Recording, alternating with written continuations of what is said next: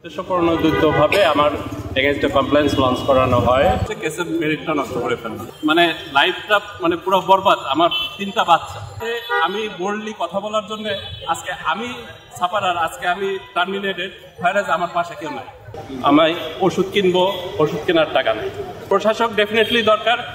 সরকারের যে 12,000 কোটি টাকা পেন্ডিং আছে সেই টাকাটা কোথায়? জি ভাইয়া, আজকে আপনাদের এখানে কর্মসূচির উদ্দেশ্যটা কি একটু প্লিজ যদি বলতেন, আপনার পরিচয়টা একটু দিবেন প্লিজ। আমি মুরাদ, আমি রাজশাহী সার্কেলে কাজ করা থাকাকালীন অবস্থায় আমাকে টার্মিনেট করা হয়। আপনি কি রাজশাহী থেকে এসেছেন? আচ্ছা আচ্ছা। 2021 সালে আমাকে টার্মিনেট করা হয় এবং উদ্দেশ্যপ্রণোদিতভাবে আমার এগেইনস্টে কমপ্লেন্স লঞ্চ করানো হয়। আমি ইউনিয়ন করতাম, এইটা একটা কারণ। আমাকে ভিআরএস নিতে প্রলুব্ধ করা হয়, সেটা আমি না নেওয়ার কারণে আমাকে টার্গেট করে আমাকে টার্মিনেট করা হয়। এবং এটার প্রেক্ষিতে আমার হচ্ছে সারা জীবনের সঞ্চয় আর কি, যেটা আমার 1/3 টাকা, সেটাও আমাকে ডিসবার্স করে নাই। এবং আমার এখন যে অবস্থা, আমি আজকে ঢাকায় আসবো, সেই পরিমাণ টাকা ছিল না আমার কাছে, আমাকে ধার করে নিয়ে আসতে হয়েছে। আমি ওষুধ কিনবো, ওষুধ কেনার টাকা নেই। এবং আমাকে যখন টার্মিনেট করা হয় তখন আমার ইউনিয়নের চেয়ারম্যান, আমি নাম ধরে বলতে চাই, ফজলুর রহমান, বর্তমান চেয়ারম্যান, তিনি আমাকে আশ্বস্ত করে 2টা অপশন। একটা হচ্ছে যে কেস করো, অথবা তুমি একটা অ্যাপ্লিকেশন করো থ্রু ইয়াসির আজমান সিও।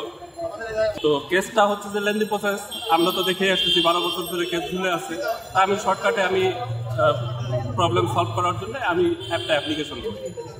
এবং তখন থেকে আমাকে 2 বছর ধরে ঘোরালো যে এই আজমান ভাই বাইরে, এই আসলে দেখা হবে, এই হবে, সেই হবে, এই করতে করতে করতে আমার হচ্ছে কেসের মেরিটটা নষ্ট করে ফেললো। 30 ডেজ গল।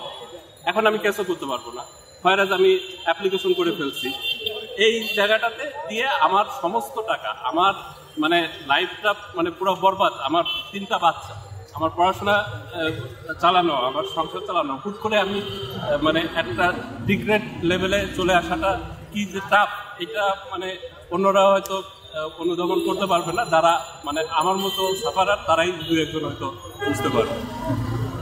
তো এই জায়গাটাতে ইউনিয়নের ভূমিকা নিয়েও আমার মানে কোশ্চেন আছে। এবং ইউনিয়ন আমাদের পাশে যদি নাই দাঁড়াইতে পারবে, তাহলে আমার ইউনিয়ন করে কি লাভ? আমি তো মানুষের পাশে দাঁড়ানোর জন্যই বেসিক্যালি আমি ইউনিয়নে যোগদান করি, আমি একটা পদ নিই। সেই জায়গাটাতে আমি বোল্ডলি কথা বলার জন্য আজকে আমি সাফারার, আজকে আমি টার্মিনেটেড, ভাইরাস আমার পাশে কেউ নাই।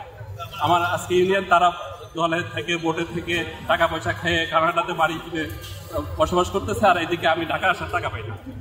আজকে আমার যে আর্থসামাজিক অবস্থার অবনতি এবং হুট করে একদিনের সিদ্ধান্তে আমাকে টার্মিনেট করে দেওয়া হলো, যেটার কোনো নৈতিক বা ভ্যালিড কোনো রিজন ছিল না। আমার 5,000 এমপ্লয়ি, আমার কোম্পানি কি অভাবে চলতেছিল?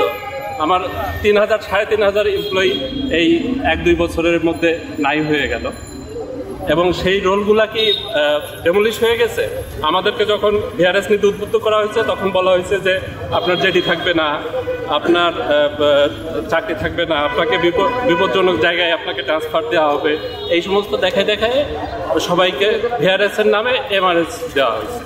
ইভেন আমাদের 2010 সাল থেকে যে 12 সাল পর্যন্ত আমাদের যে 5% টাকা, সেই টাকাটা এখনো দেওয়া হয়নি।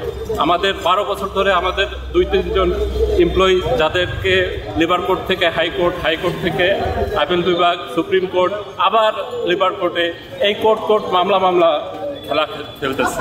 আমাদের হাজার কেস পেন্ডিং আছে। আমার আজকে দাবি, এই কেসগুলো দ্রুত বাই ডিসেম্বর আমাদের এই কেসের যেখানে যে অবস্থাতে আছে সেখান থেকে আমাকে রেজাল্ট দিয়ে দিতে হবে। যতদিন না পর্যন্ত আমাদের এই দাবিগুলো আদায় না হচ্ছে, আমরা এখানে অবস্থান চলমান রাখবো। আচ্ছা, আপনি কি মনে করেন গ্রামীণ ফোনের শাসক নিয়োগ করা উচিত? প্রশাসক ডেফিনেটলি দরকার। এবং এইখানে আমাদের যে 5% টাকাটা থাকে, ট্রাস্টি বোর্ড বলে, এদেরও অস্বচ্ছতা আছে।